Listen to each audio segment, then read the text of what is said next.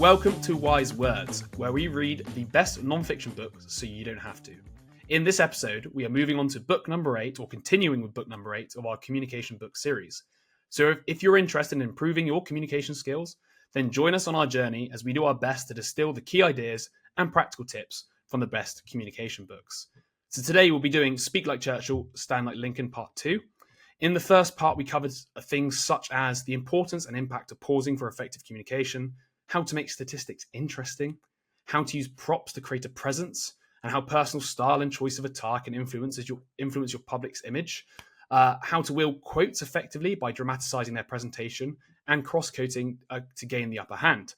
Today, we're moving on to things such as Churchill's CREAM framework, which I'm sure everybody's excited to hear about, to craft the ultimate quotable line, as well as things like how to immediately sound like a famous orator by turning your prose into poetry using a very simple hack. So let's get started with part 12 or chapter 12. Yeah, beautiful. So, power reading. So Edmund Burke had perfected the art of reading a speech while appearing not to. He would share the secret with Churchill and Roosevelt. The secret? Don't speak while looking down. You must be looking at your listeners when you are talking to them. A business executive who knows how to read from a text is exceedingly rare. That is no surprise. But James Humes is surprised at how few politicians have taken the time to master the art, especially since most politicians have two speeches, their standard one, which they know by heart, and the one prepared for them, which they read.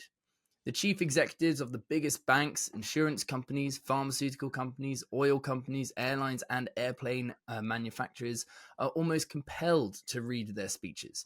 They argue by the scope of their corporate liability. House counsels have nightmares about their CEOs delivering some unscripted remark that journalists might seize upon to show their insensitivity and greed. Or worse, the CEO might have an unfortunate lapse that would support a billion-dollar class action suit. To avoid such lapses or miscues, companies often have a team of speechwriters write a set of prepared remarks, which is then sent to the general counsel's office and is next run by the vice president for public affairs. When friends and acquaintances of the business leaders hear him read the finished product, they are puzzled that this executive, whom they find so strong and forceful in private conversation, is so wooden in his public presentation. The secret solution to ineffective reading is to adopt the Churchill-Roosevelt-Reagan method, which Humes calls the see-stop-say technique. So Jess, what is that? So the see-stop-say technique is a secret solution to ineffective reading that was adopted by Churchill, Roosevelt, and Reagan.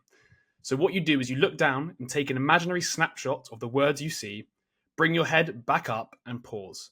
Then while looking at the lamp or another object at the far end of the room, as if it were a listener, say or conversationalize what you've just memorized. Then look down again to see the next chunk of words, bring your head back up and pause, and then speak. See, stop, say. But why must you pause after bringing your head up? Because most speakers start to speak while their heads are moving up. They think the pause has been too long or too anxious to begin, or so anxious they have to begin speaking again. The pause may seem like an eternity to you, but to your audience, it is a microsecond, and a microsecond that punctuates the sentence. It builds audience anticipation and helps listeners understand. Does the pause still sound laboured and stilted? Does it still seem artificially jarring to you? Maybe it does to you, but to your audience, you'll be sounding like Winston Churchill, Franklin Roosevelt, or Ronald Reagan. So, not awkward, but authentic. Have someone videotape you and then watch yourself. The corporate executives Humes coaches are always amazed when they see themselves on the screen. The pause they thought felt so awkward makes their delivery sound more like their conversational style. In our conversations, we often pause to think of the right words, to organize our thoughts, to frame the next sentence. When you read a speech without pauses, you seem to be reading a speech someone else wrote for you. When you pause, you sound sincere, as if you're trying to come up with the right words to express your thoughts. Remember that the pause is the major tool in reading a speech. It not only helps you eye photograph your text, phrase by phrase, but also lets the audience digest your words better. Yes. Moving on to chapter 13, which is the power poetry. So transform your speech into poetry. Churchill would argue that an article should be written for the eye, but a speech for the ear. Churchill knew the secrets of power poetry. if your speech is like prose, the phrase-by-phrase technique can transform it into poetry. So for any talk, little or long, an introduction or a Chamber of Commerce talk, it's very simple to change. You just need to take your typed speech and space it out into bite-sized phrases, using the following rules to help you.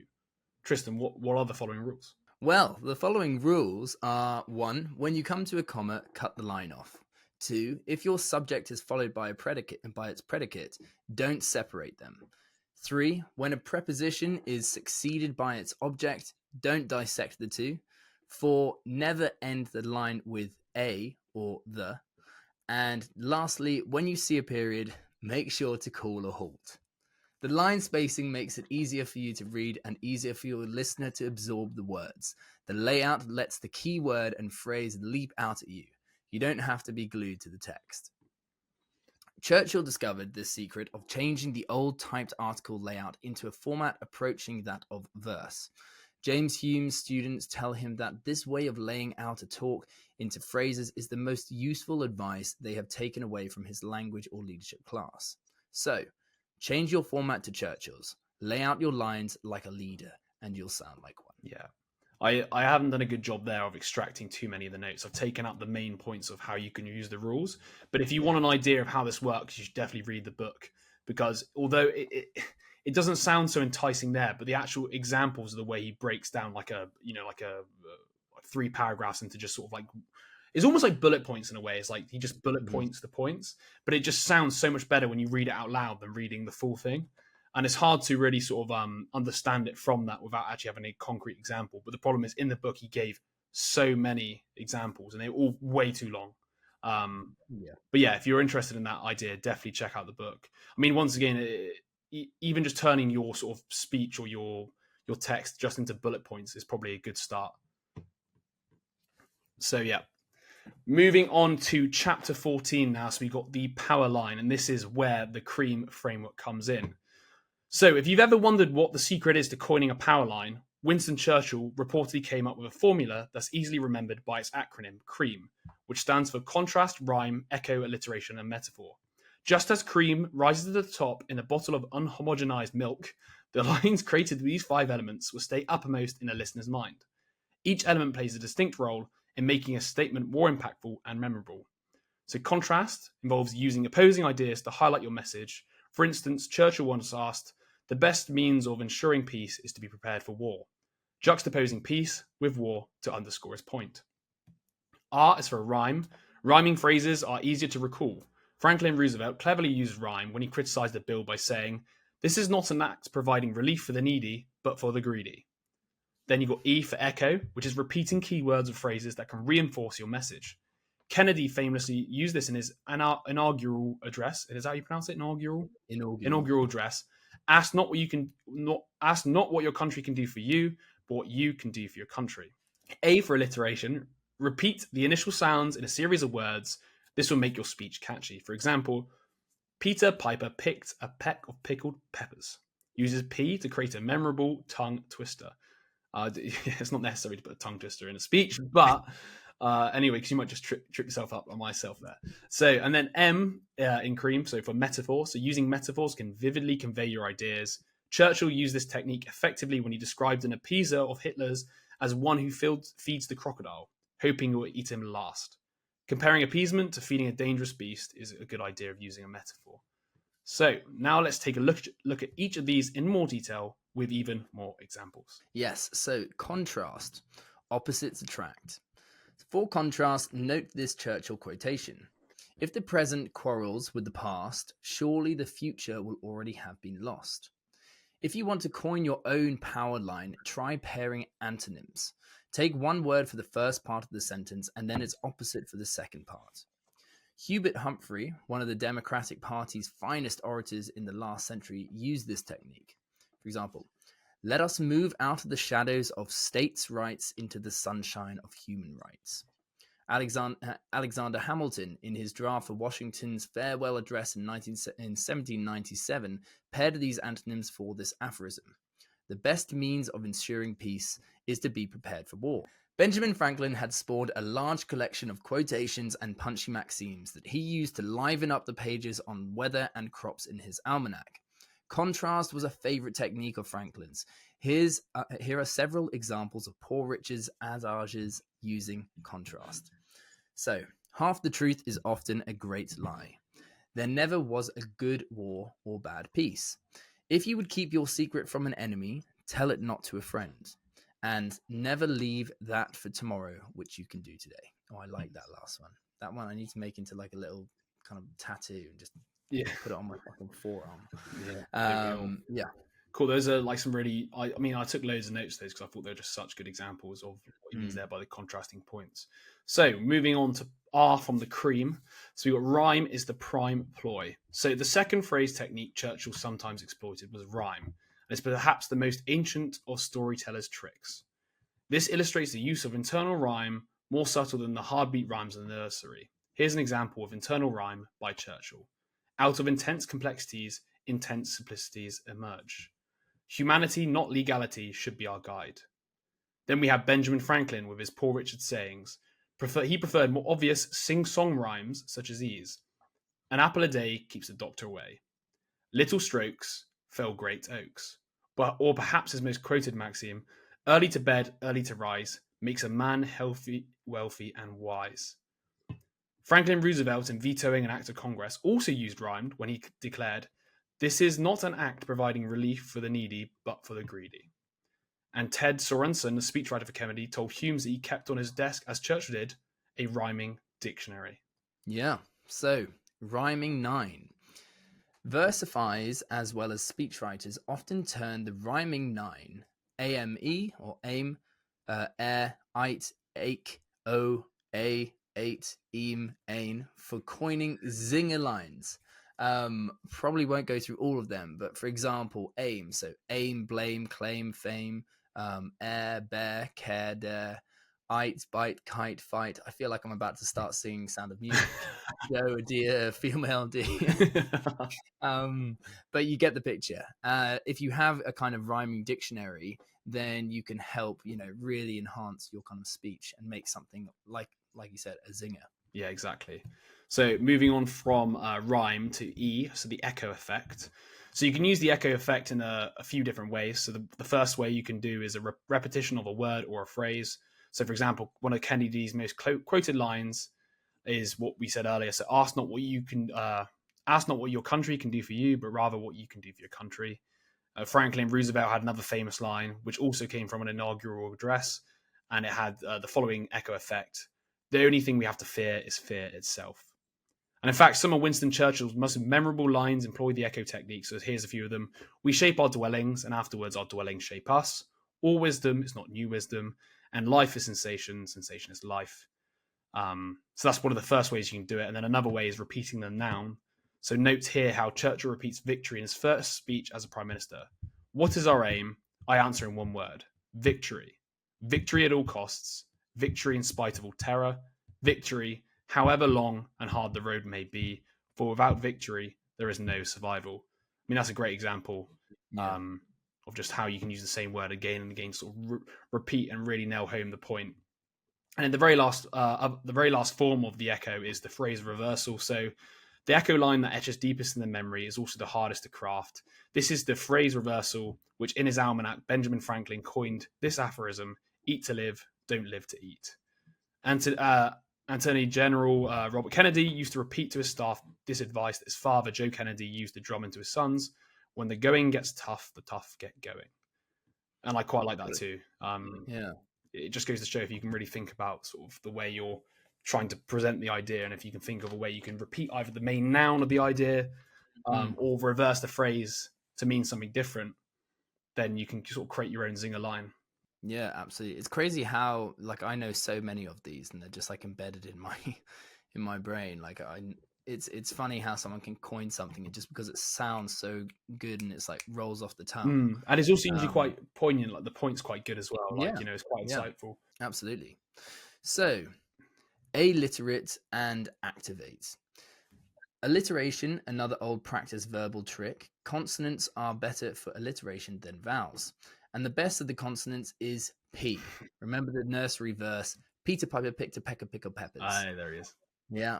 A peck of pickled peppers, peanut butter picked. But we won't go on. Churchill once framed his secret of speaking in a series of P's. For example, vary the pose and vary the pitch, and don't forget the pause.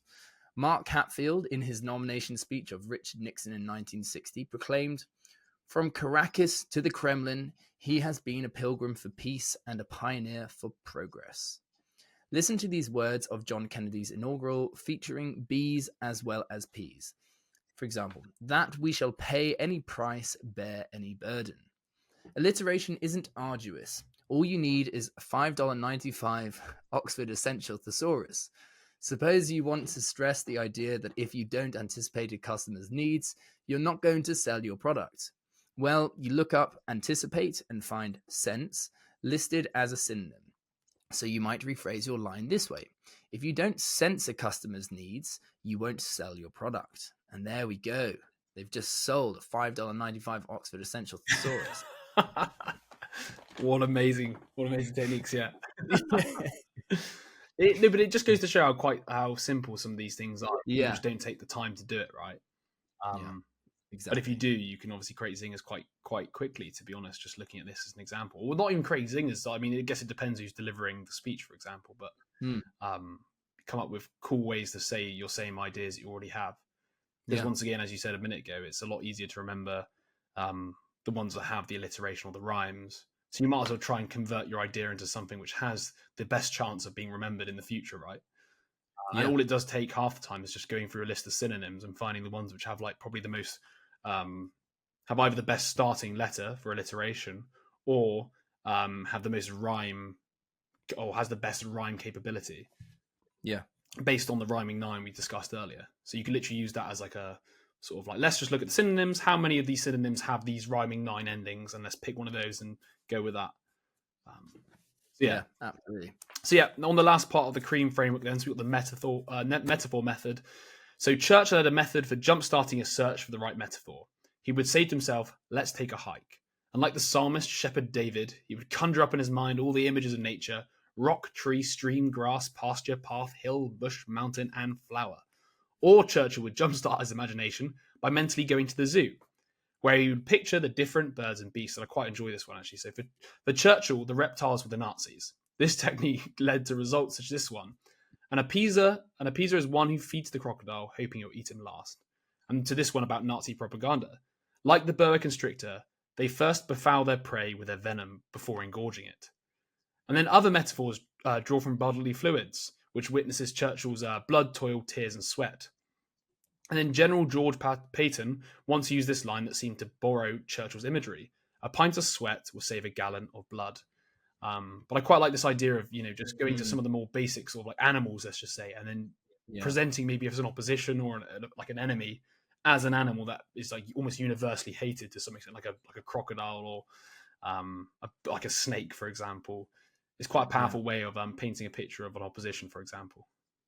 Absolutely. Using something that can embody someone for maybe either positive or negative associations. And we've talked about framing before, like owning the frame. Metaphors do exactly that, right? They tell people to look at something from a particular perspective, whether that's as, a cold-blooded animal. Well, they literally tell you to look at something as something else. But and you just, like you said, you pick something that like an animal that projects a certain image that you want, I guess. Yeah, absolutely.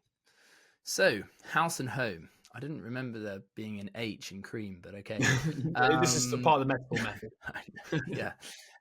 Sometimes the familiar everyday routines, household chores, shopping trips, or gardening tasks suggest apt analogies.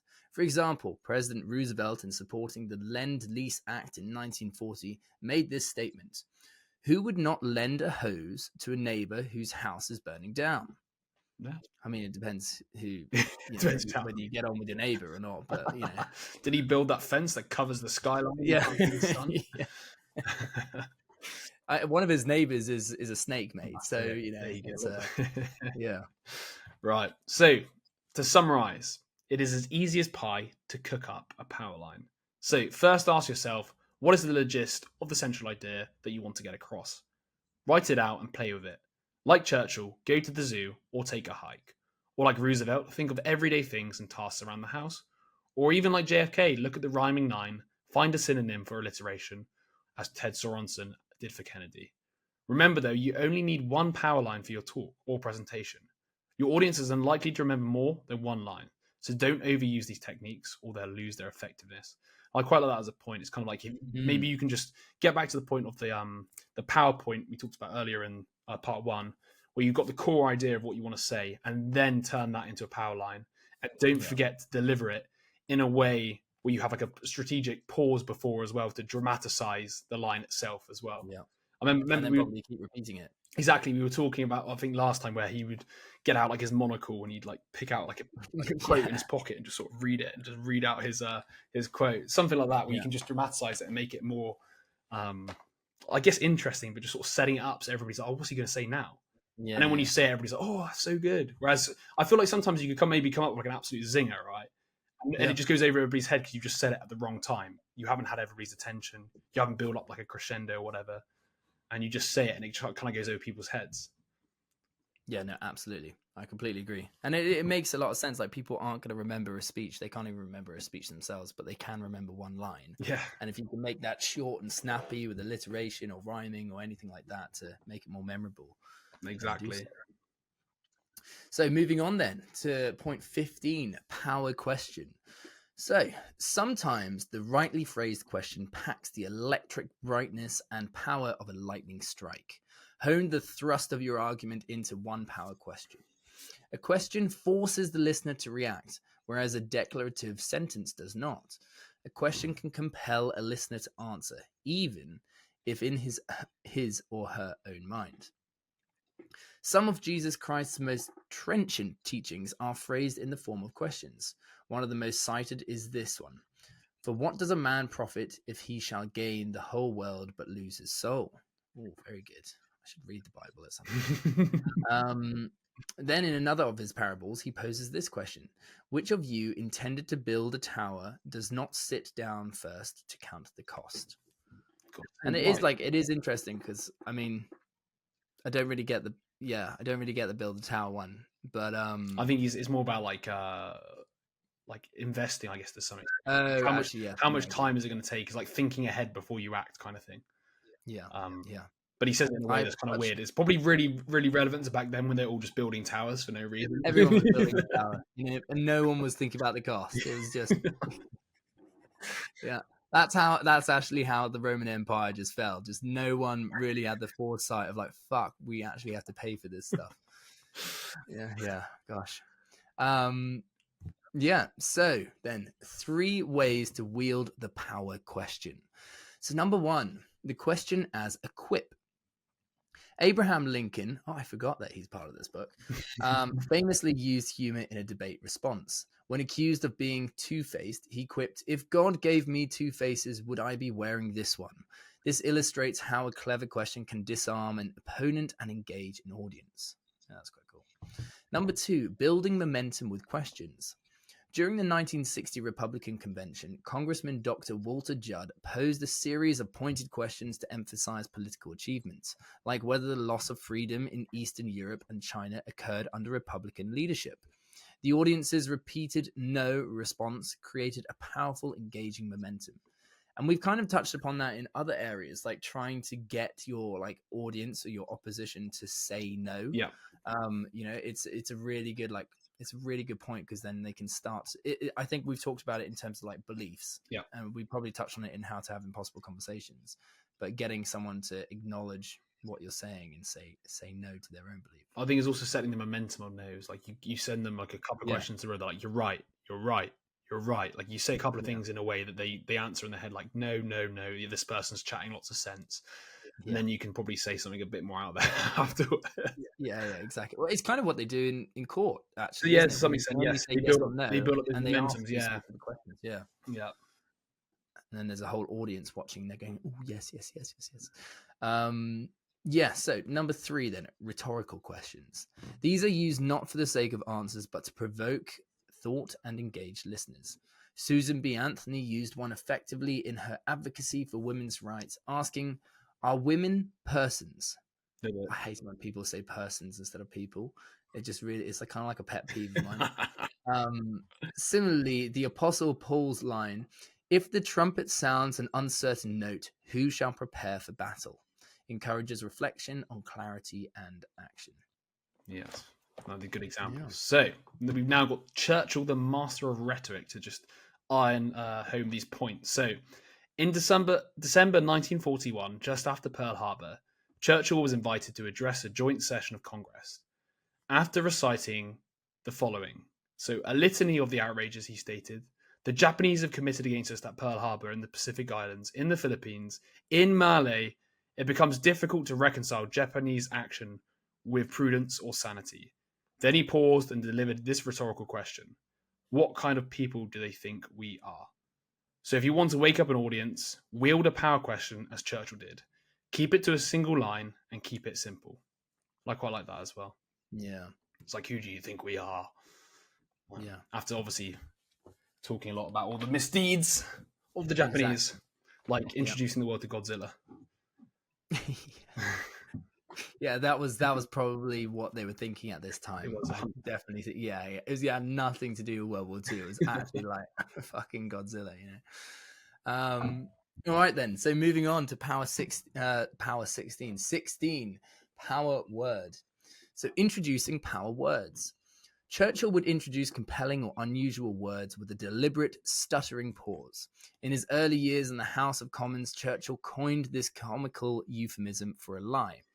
The quote being, "Perhaps I have been guilty of," a stammer pause, "terminological inexactitude." God, what a twat. Franklin Roosevelt also knew the power of the strategic pause to introduce an unusual word.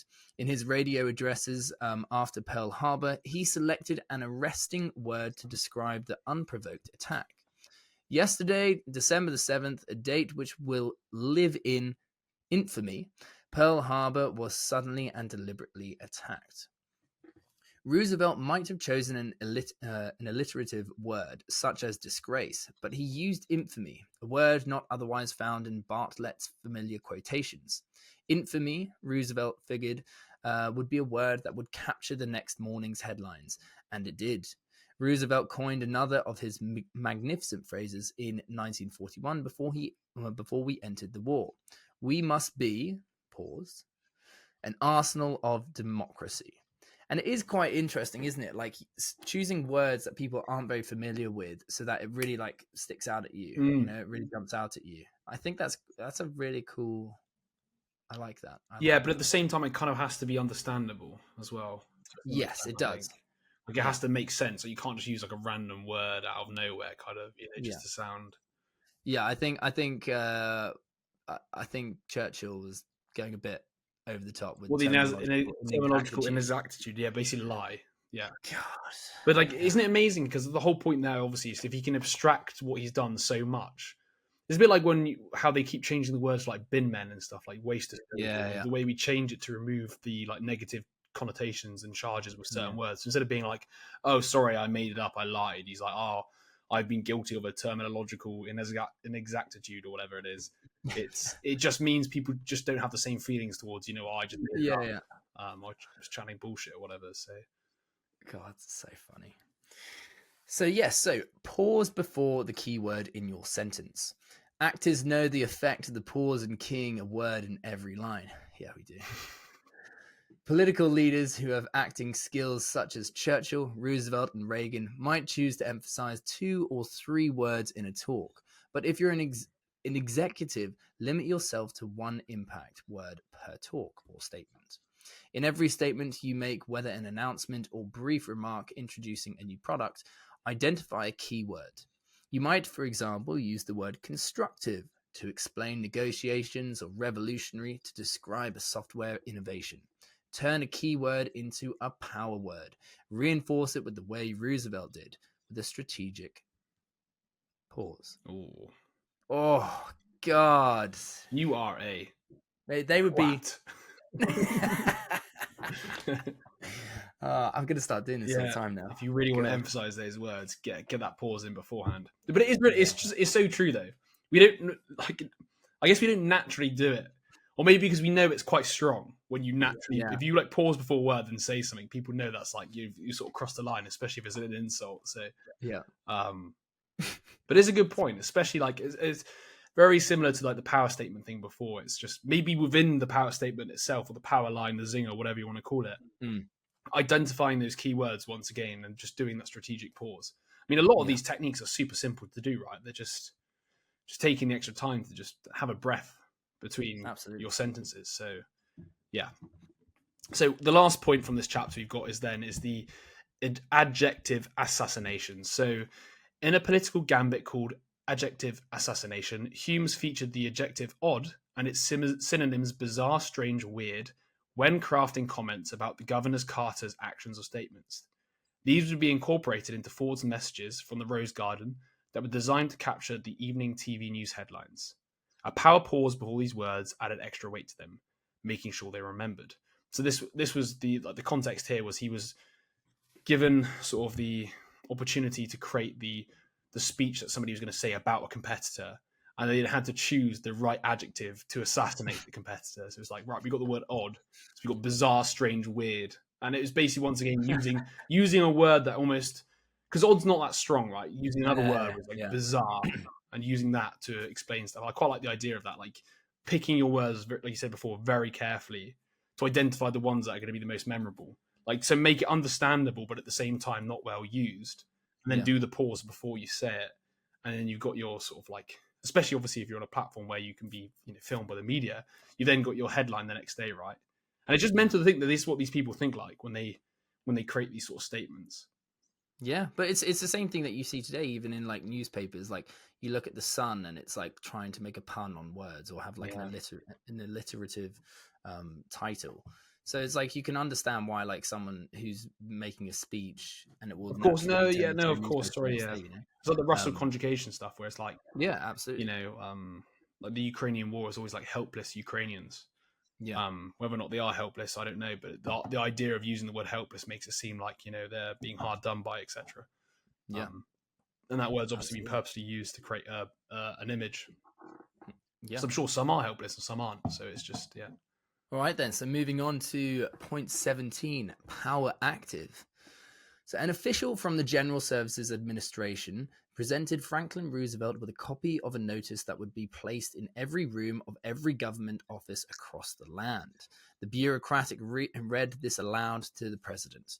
It is obligatory that all illumination be extinguished before the premises are vacated.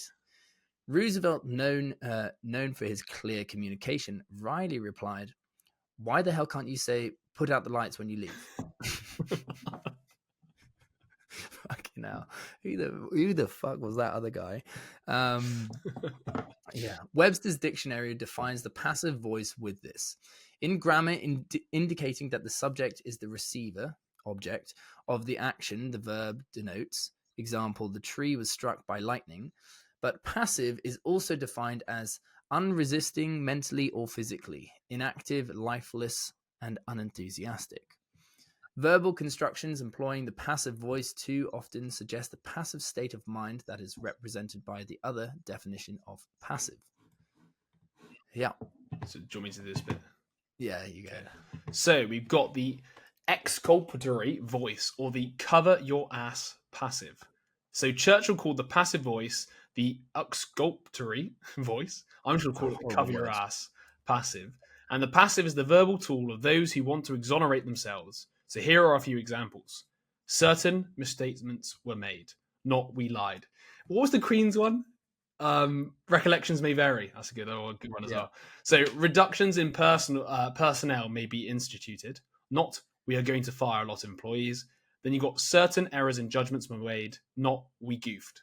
The passive is for the cover your ass types, but the active voice is for the take charge leaders. The passive is not the voice of a leader. The passive is the voice of the bureaucrat who wants to duck responsibility. He or she might say this: the policy will be implemented. The leader, on the other hand, would say this: let's do it. So some corporate executives love the passive voice because it uses convoluted phrasing that they think sounds more authoritative because it sounds complex.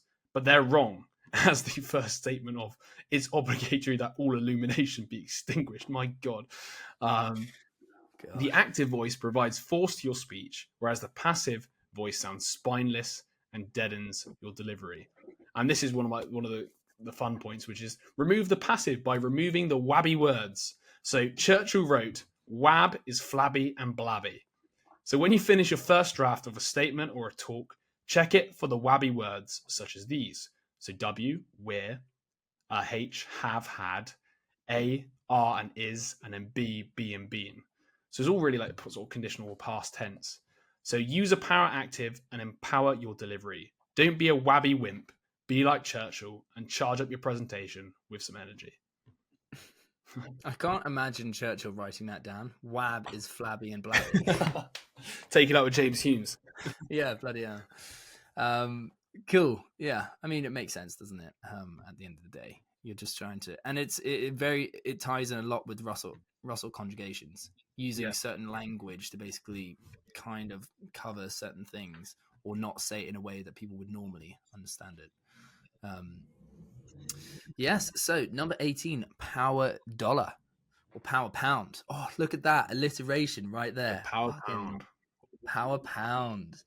All right. So we can describe the Franklin formula for fundraising with these 4 words that begin with D. Okay, maybe it does have to be dollar. Defiance, design, donation, and duel.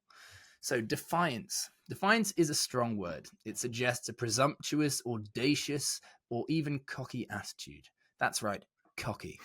The first step in fundraising is psychological. Franklin said that you must psych yourself into believing that you are doing this investor a favor. You are giving him the chance to be a winning entrepreneur.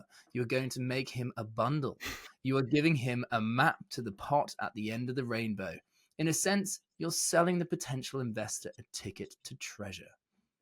And then D for design. I mean, they're all D, so why did I say that? Don't know. Paint a picture. The next D is for design. Franklin said you must paint a picture of that new product. When Franklin invented the lightning rod, he described to investors how the rod would protect houses from being struck by lightning by deflecting a lightning strike. Because obviously so many houses back then were being struck by lightning. Franklin knew investors could not invest their dollars in something intangible. They wouldn't back him just because he had a reputation for being a clever man. They had to picture how the new product would work. Donors like to visualize what they are investing in.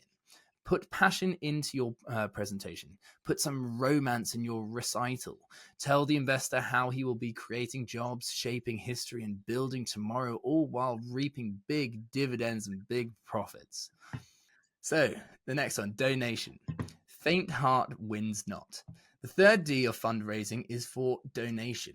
How much should you ask for? What is the amount that you are going to seek? Franklin said this about requesting donations. What is the most you think you can ask for? Then double it. Don't base your request on how much he will give you, but on how much you will need. Know your number. Franklin also advised that you have a specific figure in mind. Don't say, how much do you think you can invest? That's a way of asking that's almost inviting rejection. And then lastly, the fourth D is for duel. In Franklin's day, dueling was still a way of settling disputes of honor. Although the practice was outlawed, authorities simply winked at the violators. That's like today with like YouTubers like fighting each other in boxing, isn't it? Yeah, basically the same thing. Franklin believed that turn downs happen because the asker speaks too soon after the request. Imagine that it is high noon at the OK Corral and you must let your potential investor draw first. Wait until he answers before you say anything. The wait, not the asking, is the hardest part, but it's the surefire formula for fundraising. Yeah, there you go. There you have it. The Franklin There we Roosevelt. go. God, what a clever man. D's for how to sell. Yeah. God. It's I didn't really like this chapter too much, but obviously it's I mean, you can understand why it would work. Yeah. I love that. My favorite bit is like whatever you want, double it. It's just such an American way of thinking. The thing is, I would see like Benjamin Franklin as this like philosophical person who's like really smart. He's just this snake oil entrepreneur. He's just like, Jordan Belfort. Yeah, he's just like, all right, fucking double it. And he's selling the lightning rods for houses. Yeah. Look, your house is so close to getting hit by lightning, but my rod, which would guarantee it gets hit by lightning because it would channel it into your house. It's awesome. God. Anyway, sorry, That's let's fucking finish funny. the chapter. So, ask your prospect for advice. So, people never mind being solicited for advice. In fact, they're usually pleased. When you talk with your prospective investor again, don't talk about money first. Ask how she sees the idea, how she envisions such a project. Remember, as Franklin did, that you're giving your prospective investors the opportunity of their lifetime. Show them your design for the future and boldly ask for a donation. And don't forget Franklin's most important advice, double it.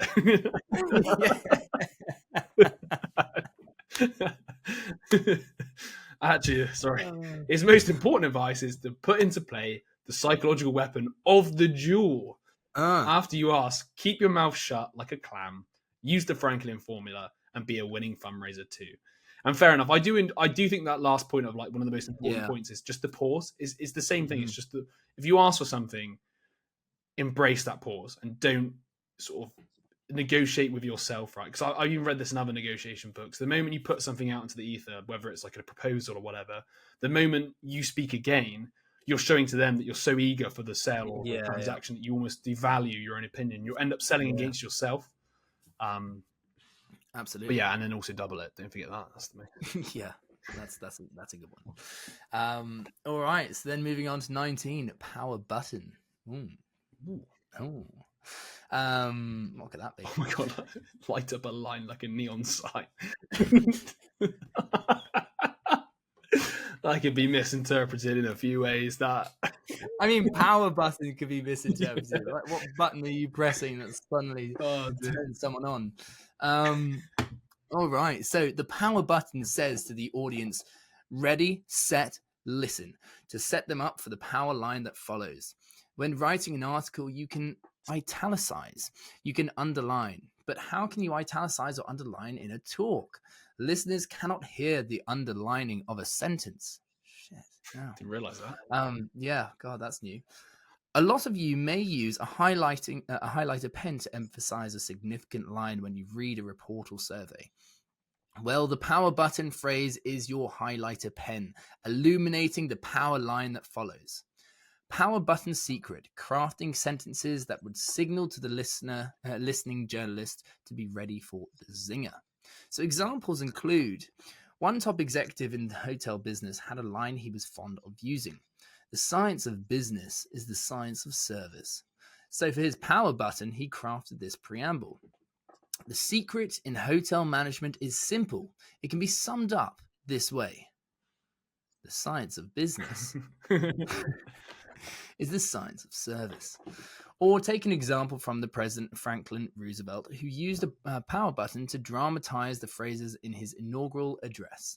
Here's FDR spoken in March 1933. Let me again assert my firm belief that the only thing we have to fear is fear itself. I was thinking of double it again. Yeah. It's a shame it wasn't enough. Frank, I know. Benjamin Franklin giving that chat.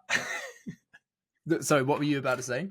No, I was going to say we talked about this before, or we've had these conversations, maybe not from these communication books, just before, talking about like giving a preamble to the point you're about to make. Mm-hmm. And I always find it's quite interesting because they always revolve around the sort of same things here, like the secret.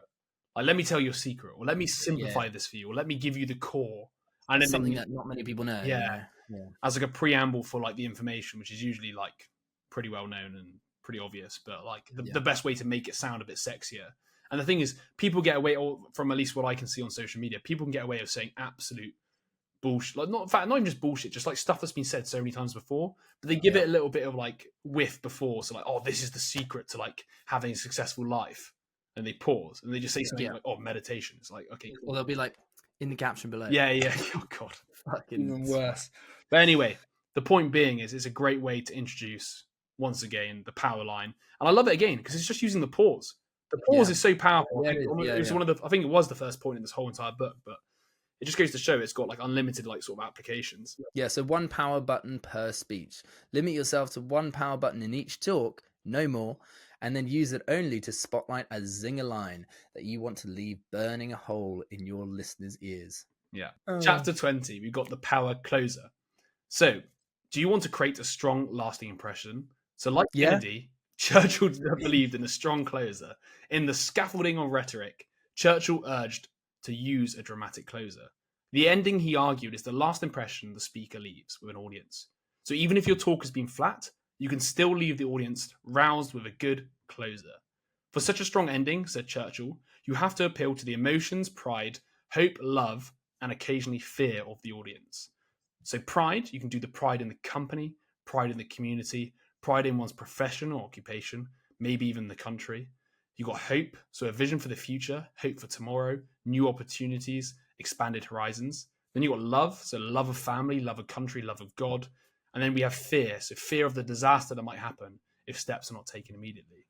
And to deepen the emotional impact, Churchill would sometimes quote verse from scripture or Shakespeare. And when Churchill would finish reciting the verse, he would look up and say, what is the answer that I should give to American and President Roosevelt? Here it is. Give us the tools and we will finish the job. So, yeah. It's interesting because you can almost, obviously, depending upon what your prime point of your entire speech is, you should obviously put the correct emotions maybe linked to it. Like, if you're giving a visionary talk about your company or the country or whatever, maybe hope is probably a good idea, of course, unless it's the pandemic and then fear. Yeah. Or maybe even pride. It really depends. I guess the right emotion should be chosen for the right speech. Yeah, the context will speak for it. Yeah, but it's a good starting point to have like pride, hope, love, fear as a sort of like when you're trying to summarize your end of the speech. Like, what are you going to try and make the appeal towards now? Yeah. I mean, yeah, it's interesting. There's like isn't there a? I mean, obviously it didn't happen in real life, but if you've ever seen The Darkest Hour, where what's the name? Churchill had to go. It was just before he gave his like big speech about fighting on the beaches and stuff like that. Okay. And deciding whether they were going to go and fight or not, and he went and like chilled on the tube with everyone. And it's quite interesting because I think if you are a politician, you can be out of touch. And you need to be in touch to be able to channel the right kind of emotion or target the right kind of emotion. Yeah, you need to understand the context. And I know it's just part of the film, and I don't think it really happened. But I think it would probably be something that's quite good because you need to be able to understand what people's take is. For correct. Yeah, 100%. Like, if people don't have hope, appealing to hope is probably not going to be a good idea. Yeah, you might have to appeal maybe to fear of the way things are going if you continue, I guess. I don't know, or something else. Yeah. It does make sense. Yeah, so then draw from history. Historical anecdotes also make good endings. Your closer doesn't have to be a tearjerker. Any powerful ending will serve the purpose for ending an introduction, an award ceremony, or a proposal in a board meeting. You can call on the anecdote closer for delivering an incisive point as well as an inspiring plea. And then we've also got here, you can find your own ending. So some of the best endings may come from your own experience. So mine your memories for that poignant experience or relevant experience. The difference between polite and hearty applause usually depends most on how you finish your talk. So keep in mind that if you're preparing a presentation that sounds a little pedestrian, you can still trigger a big hand by giving an emotional finale. Copy Kennedy and King and other greats from history, or adapt one of your anecdotes, or your own anecdote, to wind up your talk with a power close that triggers a standing ovation. We definitely closed sort of like the end conclusions before as well, haven't we? We've done, I can't remember which book it was in, which is a great example of forgetting. We definitely, I think it might have been Winning Every Argument. He talked a lot about this idea of finishing strong, and also rousing the emotions again. I mean, psychologically, you tend to remember the first thing and the last thing, and the stuff in the middle, unless it's like a kind of zinger. It's not going to be as memorable. So if you finish on like a high note, you finish with your kind of PowerPoint, your power line, your power button, your power pause, then I think it will just send it home. So then, moving on to the last point, 21, Power Audacity. The audacity of this being the last point. God. So dare to be different. That's what made Churchill, Reagan, and Lincoln tower above the crowd. Leaders don't play it safe. Leaders don't always follow the script. Speakers can't manifest podium power. God, that should be another one. Podium power. Gosh. By doing the predictable and prosaic. Double it. Yeah. Most speakers we hear rush right into their talk after being introduced. Leaders, however, wait and force the silence to dramatize their powerful opening statements. Humes learned from the masters that one can gain a great deal by taking the risk of doing the unexpected. Be bold, as it often takes a certain flair to dare to be different, to break precedent, to stray from the script, to do the unexpected. By doing the unexpected, you might also bail yourself out of an awkward situation. And there we go. That's it. Those are the 21 PowerPoints. We just did a PowerPoint. So there we have it. We have covered today the power reading. So the idea of making sure you look up when you're reading. We've got the power poetry, so breaking down lines into short, snappy sentences and reading it as if it was poetry. We've got the cream framework in the power line section. So the idea of contrast, rhyme, echo, alliteration, and then metaphor. We've then got the power word. So introducing power words by having a little pause behind it, as well as finding words that are less common and maybe the perfect word to insult somebody as well. Then we got power actives, the idea of removing the passive voice from your speeches or your sentences to stop covering your ass. And you got the power the dollar, all about doubling, defiance, design, donation, and dueling. Yeah. Not my favorite chapter, but it's in the book, so we covered it. Then you've got number 19, the power buttons, the ability to light up a sentence by giving it a bit of preamble. Then we moved into the power closer, so the idea of using pride, hope, love, and fear to draw your audience to a finale. And then the last thing, power audacity to sort of stand out from the crowd and be bold and to double it. And there you go. That is the 21 PowerPoints from Speak Like Churchill, Stand Like Lincoln. And Lincoln was very rarely mentioned in that book, to be honest. Yeah, mate, he wasn't. Churchill. I think it's Speak Like Churchill, walk off like Lincoln. Double it like Franklin. Yeah. So there you go. That's it. Let's have it. Love it. No, it was good actually. It's like they're like small, simple points, but actually they can make a world of difference. I think to your speech. I think it's just the fact they're so simple. Like for me, the biggest takeaways are just the pausing. Like because the pausing is used in almost all of them. It's used within the power button. It's used within the power word. It's used within the power line. All of those all lead into that sort of idea of having a dramatic pause. And then if you think about the power audacity, it kind of links in as well with the power props.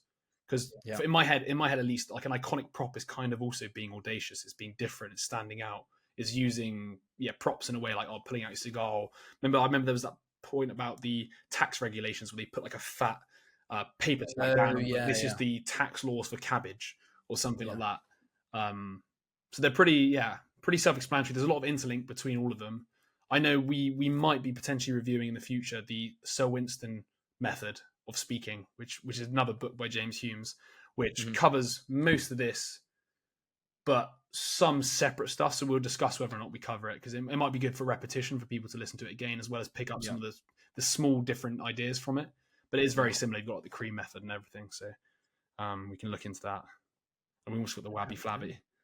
The wabby flabby. So yeah, good book. Good stuff. What have we got next? What's next on the horizon? Do we know yet? Yes, it's Say It and Solve It. Yeah. Okay. So we'll do Say It, Solve It next, then we'll find out after that. Yeah, I think so. Cool. One book at a time. Beautiful. That's a wrap then. All right, that is a wrap.